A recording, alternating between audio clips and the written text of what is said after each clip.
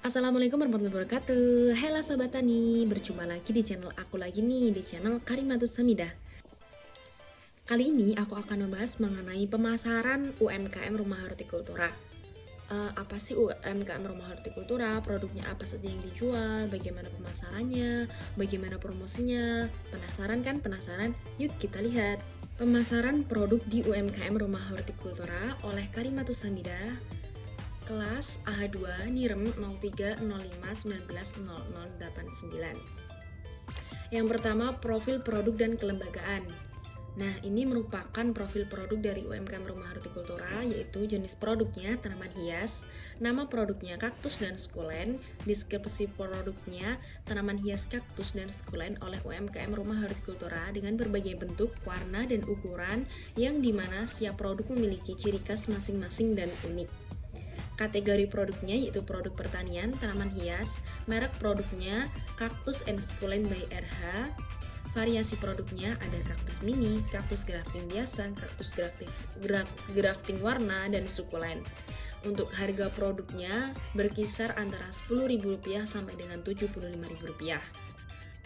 Nah, ini dia profil kelembagaannya, di mana bentuk kelembagaannya perseorangan, pemiliknya Karimatus Hamidah, lokasinya berada di Desa Bangunsari, Kecamatan Menjayan, Kabupaten Madiun, Jawa Timur.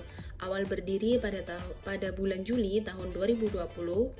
Legalitas usahanya sudah didaftarkan di OSS dan memiliki NIB usaha. NIB usahanya 071210057518. Nah, yang kedua, riset pemasaran. Tahapan riset perilaku konsumen. Yang pertama, mengidentifikasi permasalahan. Hasilnya dilakukan dengan wawancara dengan pelaku usaha sehingga dihasilkan informasi mengenai data konsumen yang telah dijelaskan. Yang kedua, mengukur frekuensi munculnya permasalahan perilaku saat ini dan kondisi lingkungan. Hasilnya menganalisis kemungkinan atau hubungan antara perilaku konsumen dengan lingkungan. Setelah perilaku dapat diidentifikasi, aspek yang dianalisis adalah pasar sasaran. Yang ketiga, mendesain bentuk perlakuan. Hasilnya menggunakan proses yang berupa penguatan negatif, perkuatan positif, pembentukan, pengkondisian klasik atau permodelan. Yang keempat, menentukan subjek atau setting perlakuan. Hasilnya, setelah mendapatkan data dan informasi dari kedua itu, didapatkan subjeknya yaitu konsumen menyukai tanaman hias, sedangkan untuk setting perlakuan sendiri yaitu secara alami dari para informan. Yang kelima, penerapan perlakuan. Hasilnya, sebagian besar perilaku promosi dan dapat diturunkan dan selanjutnya perilaku dapat dipelihara dengan biaya yang lebih murah dan efektif.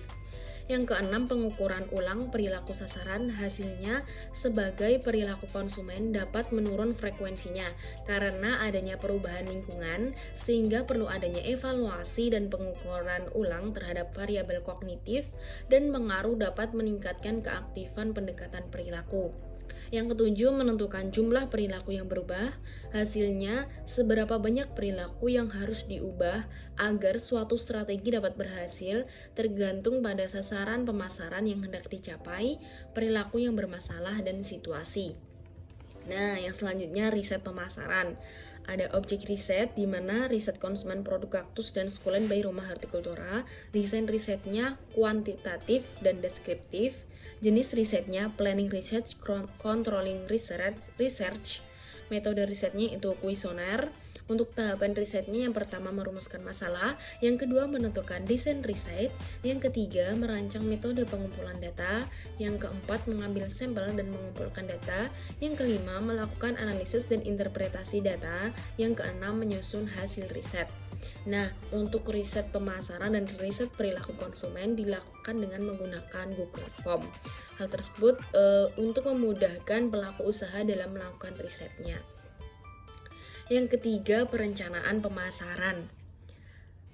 Yang pertama, strategi pemasaran. Ini merupakan matriks SWOT dari usaha tani kaktus, di mana di sini ada kekuatan, kelemahan, dan peluang. Untuk kekuatan, kelemahan, dan peluang sendiri bisa dilihat, ini merupakan matriksnya di mana kekuatannya kualitas produksi yang baik, meningkatnya produktivitas, pengalaman usaha tani dan mengikuti pelatihan dan workshop, harga yang bersaing, dan lokasi pemasaran. Untuk kelemahannya, sarana pertanian masih sederhana, lahan yang dimiliki terbatas, modal terbatas, manajemen terbatas, digital marketingnya lemah. Untuk peluangnya ada permintaan yang meningkat, akses distribusi baik, saluran pemasaran dekat, variasi peluang pasar masih tinggi, dan ketersediaan lahan kosong. Nah, dari sini kita memunculkan strategi kekuatan dan peluang, di mana yang pertama yaitu menjaga kualitas menghasilkan produk unggul akan menciptakan kepuasan konsumen, menambah distribusi pasar, memanfaatkan akses peningkatan pengangkutan, kerjasama terhadap saluran pemasaran, membuat variasi produk yang baru dengan harga bersaing, menambah lahan budidaya dengan lahan yang tersedia untuk meningkatkan produksi.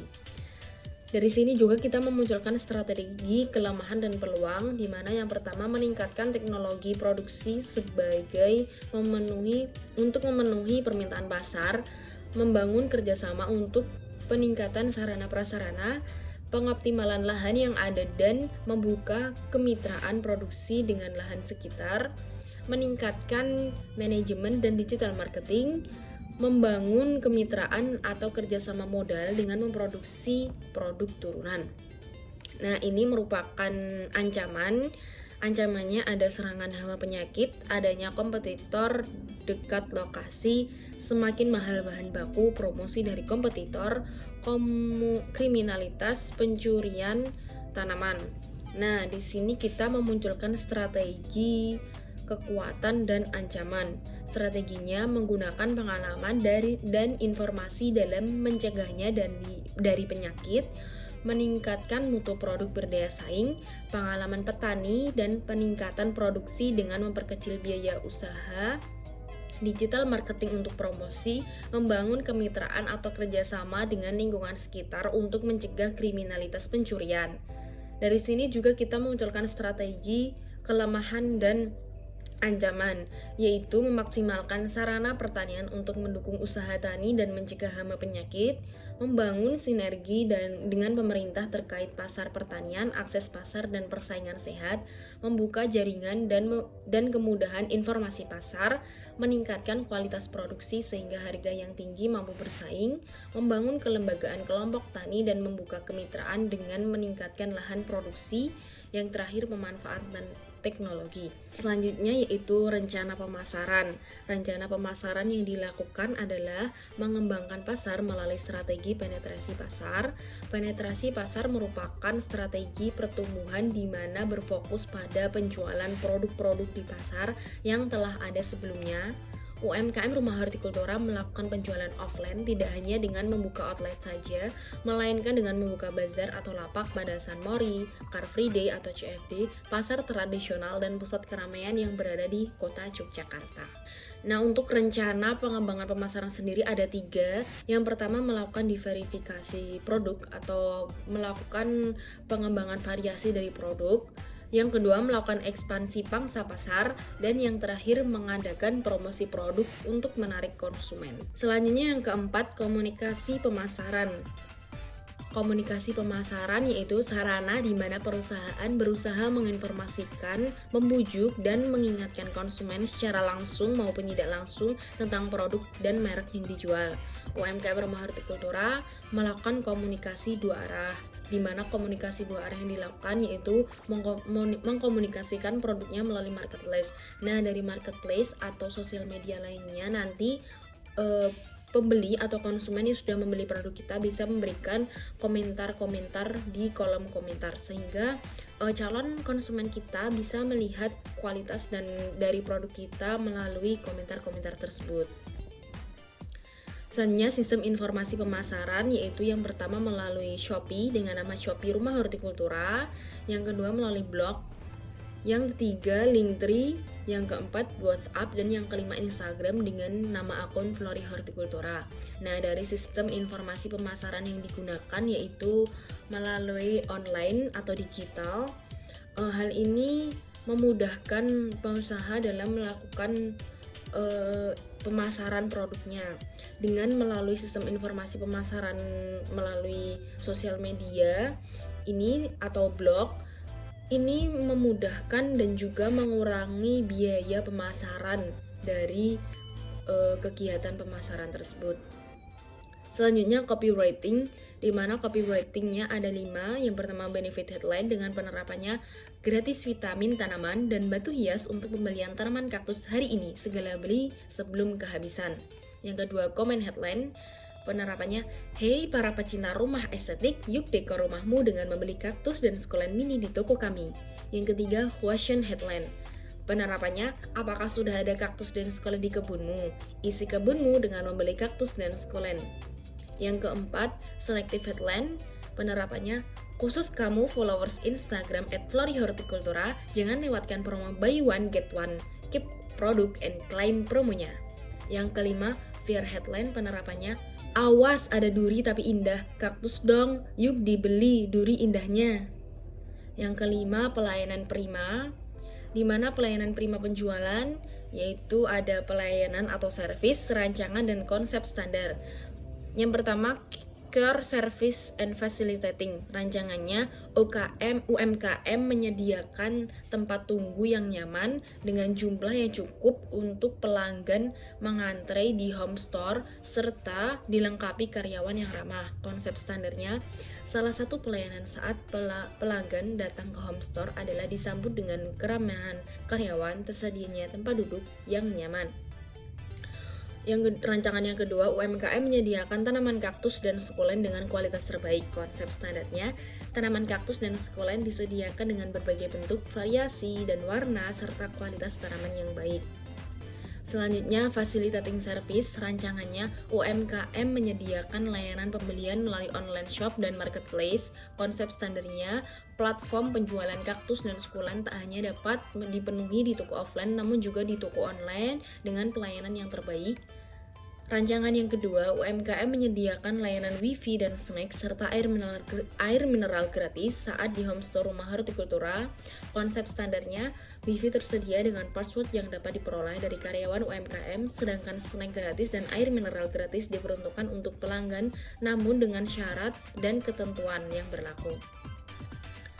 Pelayanan yang ketiga yaitu supporting service. Rancangannya ada layanan tambahan yaitu pelanggan tak hanya dapat membeli kaktus dan sukulen namun juga dapat berkonsultasi mengenai perawatan tanaman. Konsep standarnya, konsultasi mengenai perawatan tanaman kaktus dan sukulen tersedia secara gratis. Pelayanan yang keempat, other service, di mana rancangannya ada promosi penjualan sehingga pelanggan dapat memperoleh harga terbaik baik pembelian secara online ataupun offline. Konsep standarnya, promosi penjualan tersedia sesuai dengan waktu penawaran yang telah dijadwalkan UMKM. Rancangan yang kedua, pelayanan di toko atau home store dan di toko online akan dilayani dengan pelayanan cepat, ramah, dan tepat. Konsep standarnya, pelayanan baik di offline store maupun di online akan dilayani dengan cepat, ramah, dan tepat. Selanjutnya, pelayanan prima purna jual. Untuk rancangannya, UMKM akan siap dan bersedia untuk mengganti tanaman kaktus dan sukulen yang tidak sesuai dengan jenis yang diinginkan pelanggan dengan perjanjian dan syarat ketentuan. Konsep standarnya, penggantian tanaman kaktus dan sukulen yang tidak sesuai dengan syarat sudah ada perjanjian dengan karyawan. Rancangan yang kedua, pelanggan dapat merasakan pengantaran tanaman kaktus dan sukulen langsung ke rumah pelanggan dengan minimal order dan maksimal jarak tempuh sesuai syarat ketentuan. Konsep standarnya, pengantaran dilakukan dengan minimal order 5 tanaman kaktus dan sukulen dengan jenis random dengan syarat jarak tempuh pengantaran maksimal 5 km dari lokasi home store. Jika lebih dari itu, maka akan dikirimkan menggunakan ekspedisi. Rancangan yang keempat, ada pelatihan gratis perawatan tanaman kaktus dan sukulen dan cara menanam tanaman kaktus yang baik dan benar setelah pelanggan membeli tanamannya. Konsep standarnya, pelatihan gratis diperuntukkan untuk pelanggan yang sudah atau pernah membeli kaktus dan sukulen di UMKM Rumah Hortikultura minimal 3 pot tanaman kaktus dan sukulen. Rancangannya terakhir yaitu terdapat pelayanan konsultasi gratis bagi pelanggan yang sudah membeli dan menanam tanaman kaktus dan sukulent dari UMKM Rumah Hortikultura. Konsep standarnya, konsultasi gratis diperuntukkan untuk pelanggan UMKM. Bila belum menjadi pelanggan, maka hanya bisa bertanya, tidak konsultasi. Itu dia yang bisa saya sampaikan mengenai pemasaran produk di UMKM Rumah Hortikultura. Sekian, kurang lebihnya mohon maaf. Wassalamualaikum warahmatullahi wabarakatuh. Jangan lupa buat kalian untuk like, comment, and subscribe. Dadah!